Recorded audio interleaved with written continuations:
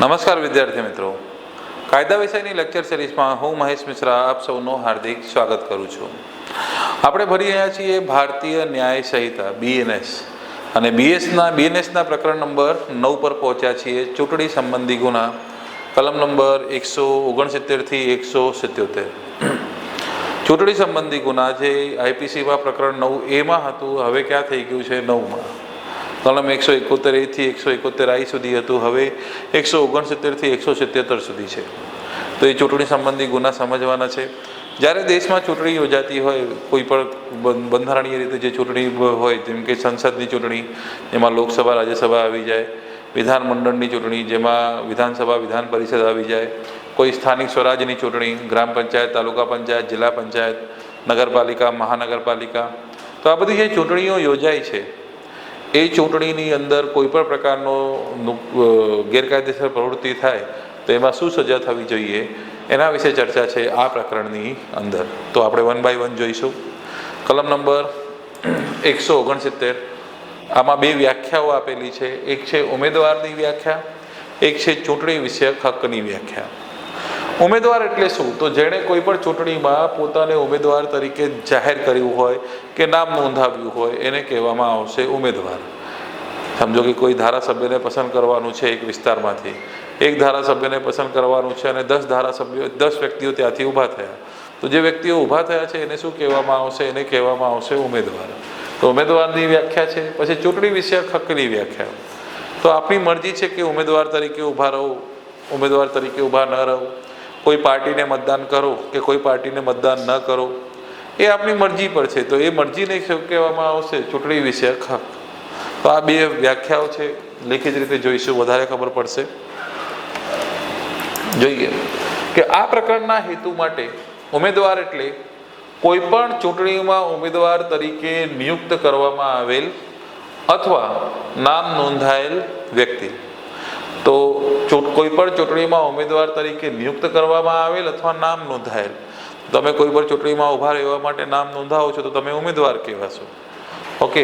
પછી બીજું છે ચૂંટણી વિષયક હક.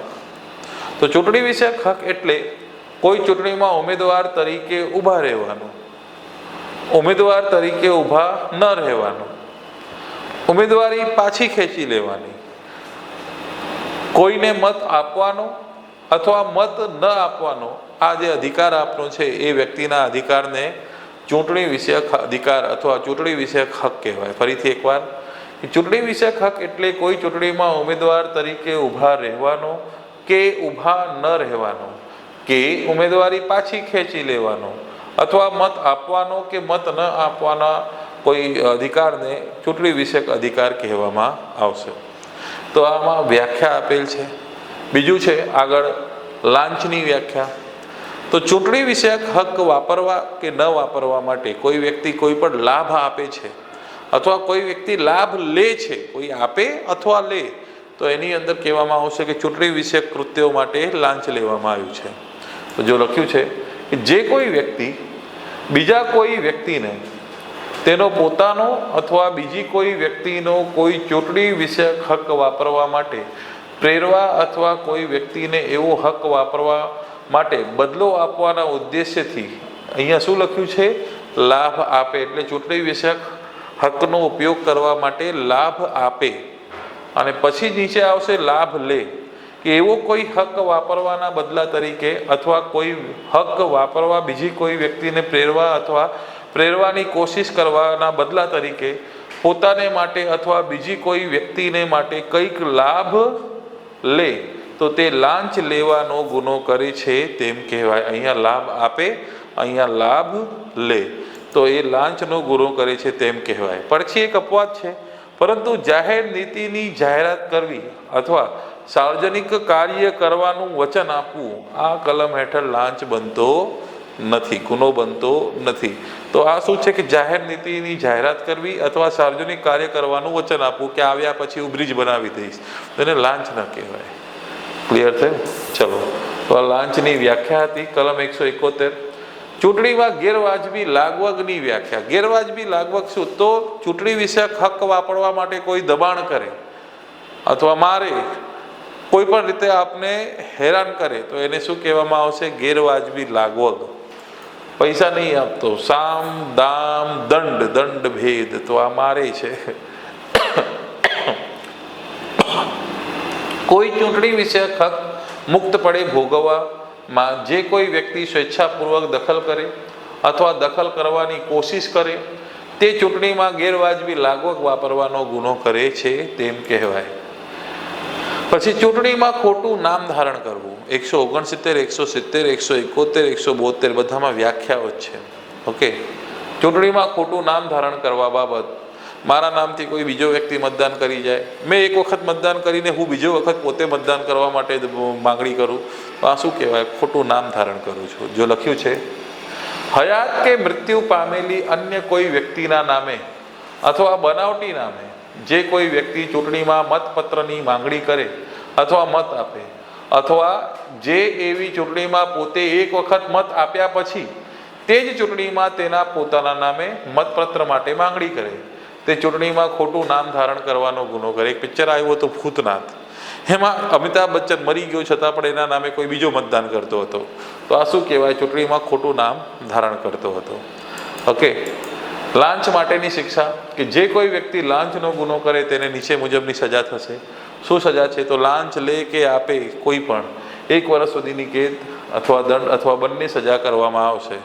એક પિક્ચર જોયું હતું સિંઘમ રિટર્ન. સિંઘમ રિટર્ન પિક્ચરમાં અજય દેવગન જઈને મારે છે જે આવી રીતે દારૂની બોટલ લઈને બીજા દિવસે મતદાન કરવા જવાના હતા, એ લાંચનો ગુનો કરે છે. તો એ નોન કોગ્નિઝેબલ, બેલેબલ અને ફર્સ્ટ ક્લાસ મેજિસ્ટ્રેટ દ્વારા એનું કેસ ચલાવવામાં આવશે. પછી ચૂંટણીમાં ગેરવાજબી લાગવગ અથવા ખોટું નામ ધારણ કરવા માટે શિક્ષા. તો 2 ગુનાઓ જે વ્યાખ્યા હતી એની સજા એક સાથે છે. પહેલામાં જોશો તો અહીંયા આવી રીતે હતું, આપને યાદ હોય તો 169 ઉમેદવાર અને ચૂંટણી વિષયક હક.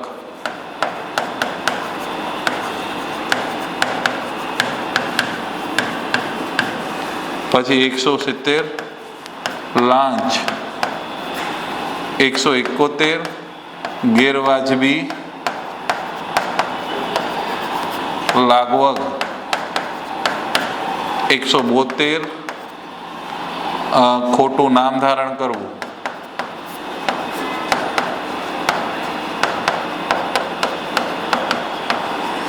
તો 4 કલમ 8 થઈ ગયા.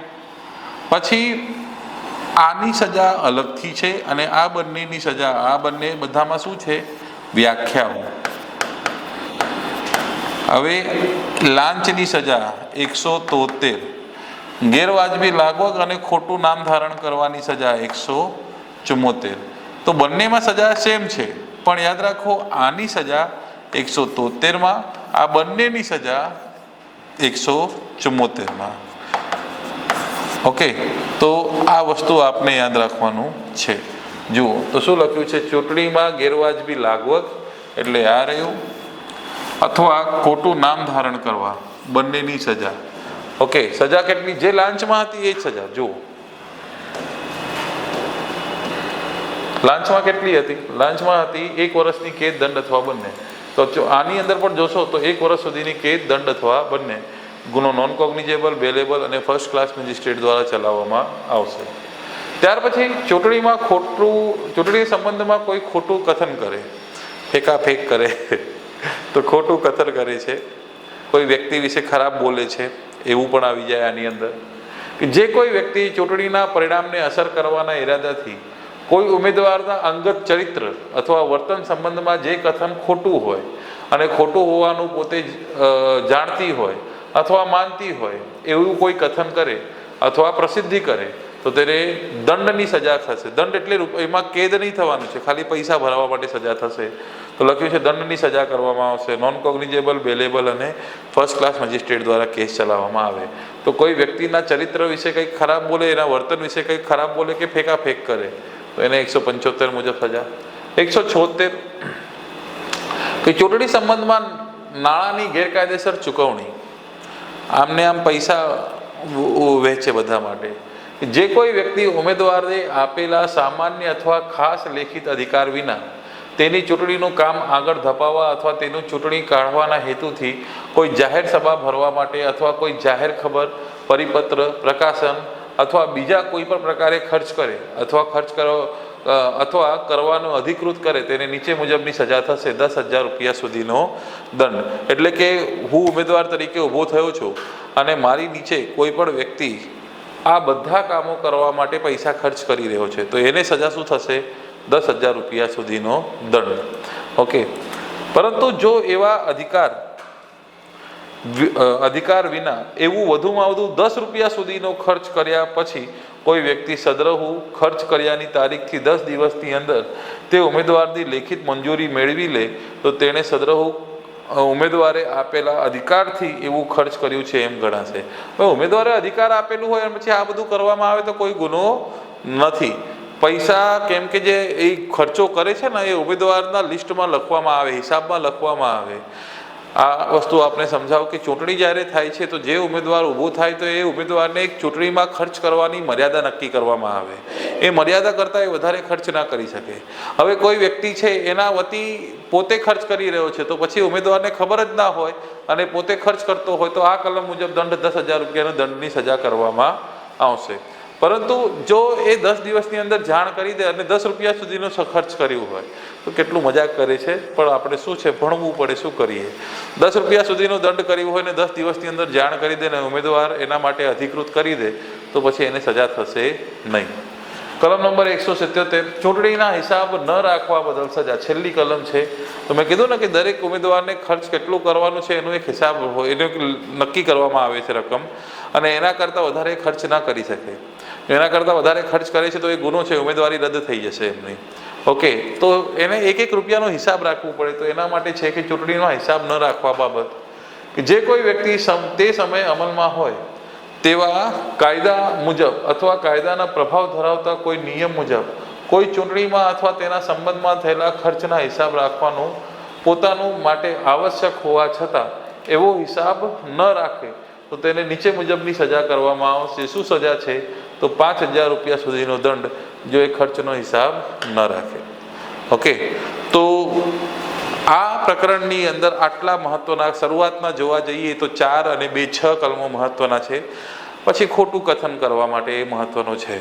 બાકી કલમો પૂછવાના ચાન્સીસ બહુ ઓછા હોય છે, છતાં પણ આપણે બધા કલમો જે મહત્વના હતા એ લઈ લીધા. ઓકે. તો આ પ્રકરણમાં આટલું જ. બાકી જોઈશું નેક્સ્ટ વિડીયો લેક્ચરમાં. Thank you very much. જય હિન્દ, જય ભારત.